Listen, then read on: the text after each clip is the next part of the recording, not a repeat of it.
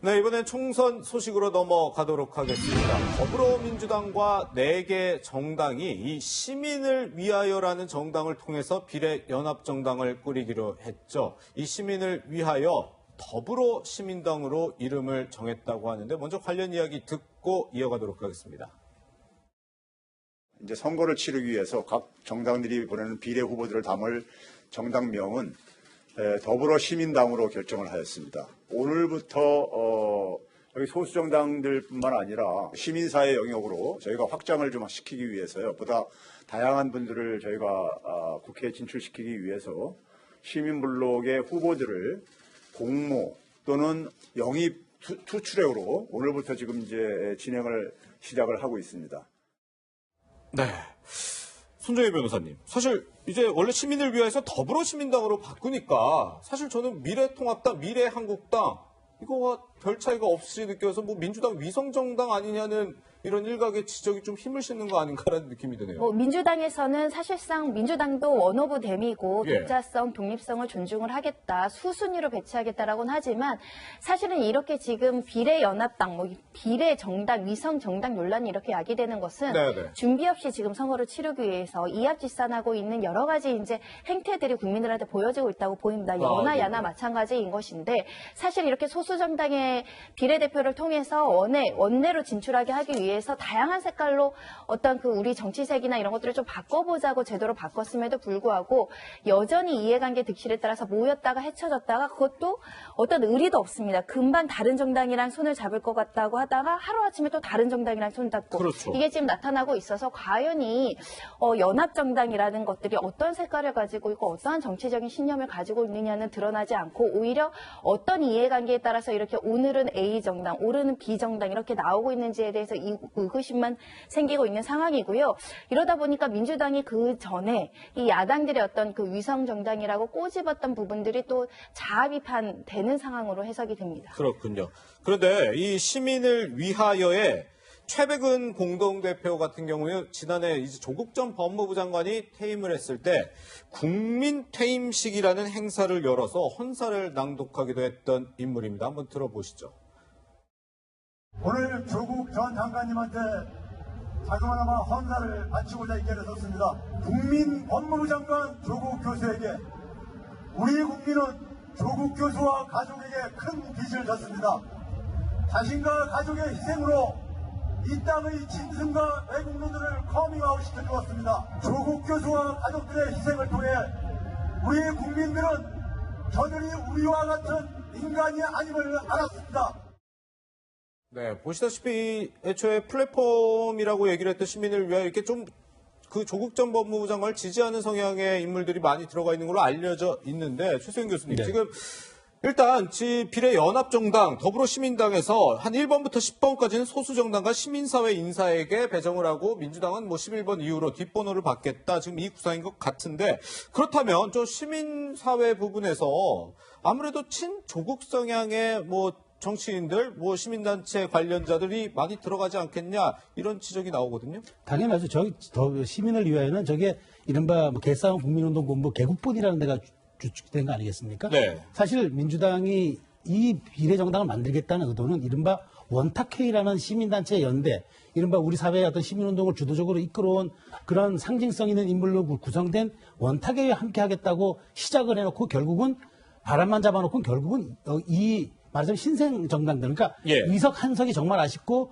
조국 수호를 국회 안에서 외치고 싶었던 이런 사람들을 모아서 결국에는 이제 위성정당 꾸린 거란 말이죠. 저는 앞으로 이렇게 된다면 앞순위 뒷순위가 중요한 게 아니라 이 정당의 정체성은 조국 수호 정당으로 가면서 민주당에 충실한 어떤 연대 역할을 하는 그 기반이 될 수밖에 없다. 이런 점에 대해서는 사실상 그 미래통합당에 대해서 격렬하게 비난했던 미래한국당보다도 더한 어떤 민주당과의 정체성을 함께하는 네. 그런 정당이 될 수밖에 없는 그런 지금 태생적 한계에 직면했다. 저는 이렇게 볼 수밖에 없습니다. 네, 개국본이 과거에 서초동 집회할 때는 아까 최 교수님 말씀한 이름으로 활동을 했다고 하지만 최근에는 개혁국민운동본부로 이름을 또 바꿨다고 합니다. 네, 변호사님, 그런데 이 더불어시민당에 지금 참여하는 이 군소정당 면면도 좀 논란이 있는 것 같아요. 가자환경당의 권기재 대표가 2013년에 성추행으로 기소유예를 받았었다면서요? 그러니까 기소유예라는 것은 유죄이긴 하지만 검사가 할 수 있는 처분 중에 이제 선처한 처분을 기소유예 처분이라고 하는데 아, 예, 예. 지금 권기재 대표 같은 경우는 이것은 모함,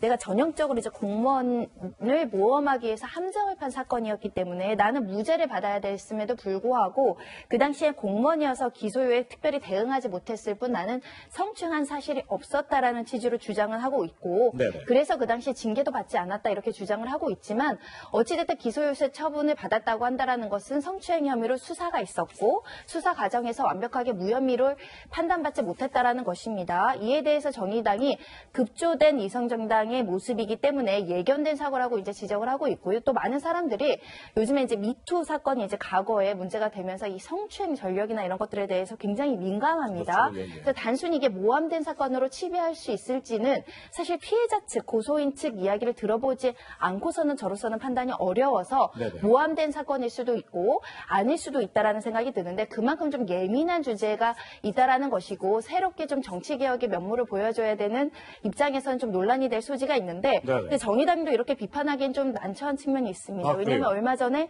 대리게임 문제가 있었고요. 아, 예, 또 예. 음주운전 무면허로 논란이 됐기 때문에 이 모든 이 소수 정당들에서 좀 자기관리, 엄격한 어떤 검증 이런 것들이 좀 부실한 문제가 지금 여전히 드러나고 있는 거 아니냐라는 지적이 있을 수 있습니다. 네, 맞아요. 지금 손 변호사님 말씀하신 것처럼 지금 이 더불어시민당에서는 이런 좀 검증되지 않은 군소정당 출신 인물들이 비례대표 후보로 이렇게 입후보하는 거에 대해서 어떻게 검증을 할 것이냐 또 조국 프레임 이 두 가지에 대한 지금 우려가 나오는데 손 변호사님 방금 말씀하신 부분과 함께 지금 조국 프레임 이 부분에 대해서 이 원래 그 비례연합정당을 꾸리려고 했던 정치개혁연합에서는 이 조국 프레임을 좀 등장하지 않기 위해서 우리랑 해야 됐었다 이런 얘기를 또 했더라고요. 그러니까 정치개혁연합에서 뭐라고 이야기를 하냐면 조국 프레임 총선 등장하면 안 된다라고 이야기를 했는데 네. 양정철 원장이 협상권을 위임받았다. 해서 언제까지 이제 협상을 해야 된다라고 못을 받고 어디랑 통합을 해라 이런 여러 가지 협상 과정을 거친 끝에 결국 이제 결렬이 됐다라는 것인데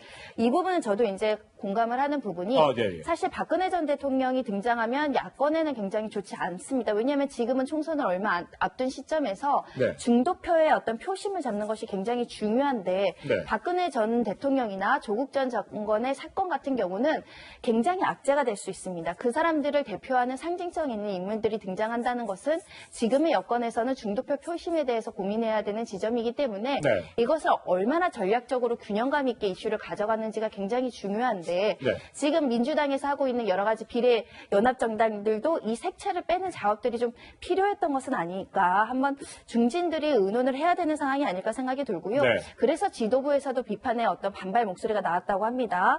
그 남인순 최고위원이 민주당 운동 언론들과 조금 세심하게 토의를 해야 되는 거 아니었냐 이렇게 지적하는 일까지 발생을 하고 있습니다. 그렇군요. 네, 뭐 방금 변호사님께서도 말씀해 주셨지만 이 정치개혁연합에서는 이 민주당의 비례연합정당 참여에 양전철 민주연구원장이 깊숙이 개입했다고 주장했는데요. 한번 들어보시죠.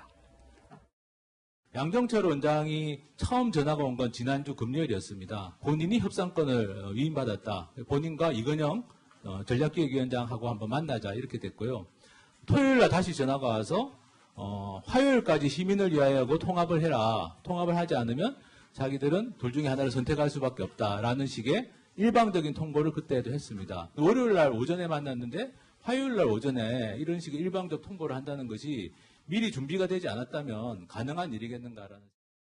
최 교수님, 네. 손혜원 의원마저 SNS에서 양정철 원장에 대한 이 행보를 비판했어요. 그러니까 제가 보기엔 지금 야권이 지금 통합이 되면서 조금 약간 탄력을 받는 것처럼 보였지만 민주당이 이렇게 보니까 굉장히 자기들도 여기에서 다시 이제 기선을 잡을 수가 있다는 판단이 든 것 같아요. 더군다나 탄핵을 이야기하면서 우리가 대통령 탄핵을 막기 위해서라도 의석수를 반드시 우리가 사수해야 된다. 이렇게 하면서 양 원장에 힘이 실린 것 같아요. 그러지 않고서 저렇게 원탁회의라는 이른바 그 상징성 있는 원로들을 저렇게 이른바 속된 말로 바람잡이 용으로 잡아놓고는 그다음에 결실은 결국에는 신생정당들과 이렇게 같이 연대를 했단 말이죠. 그렇다면 사실 저분들은 이용만 당한 거란 말이죠. 그리고 네네. 약속을 안 지켰어요. 말한 날짜들도 다 어긋났고요. 그렇다면 지금 민주당의 속셈은 어떻게 하든 비례대표든 뭐든 우리가 한 석이라도 더 갖고 오기 위해서는 신이든 성실이든 이런 것들이 중요하지 않다. 오직 우리가 할 수 있는 건 뭐 우리가 의석을 더 확보하는 일에만 진력해야 한다. 저런 것들이 당의 주류인 생각 같아요.